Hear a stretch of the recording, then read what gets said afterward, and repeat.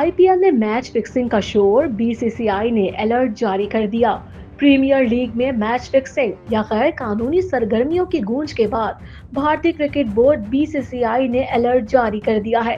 भारतीय मीडिया के मुताबिक बीसीसीआई की जानिब से आईपीएल की टीमों को खबरदार किया गया कि मुमकिन तौर पर एक कारोबारी शख्सियत आईपीएल से मुतल्लिका लोगों को फंसा सकती है। बीसीसीआई ने टीम मालिकान, खिलाड़ियों, coaches, team officials, support staff और कमेंटेटर्स को खबरदार किया। भारतीय मीडिया के मुताबिक IPL anti corruption security unit ने कहा है कि हैदराबाद से ताल्लुक रखने वाली कारोबारी शख्सियत लीग में शामिल अफराद के साथ दोस्ती बढ़ा सकती है। ये कारोबारी शख्सियत माजी में भी करप्ट सरगर्मियों में मुलव्वस रही है।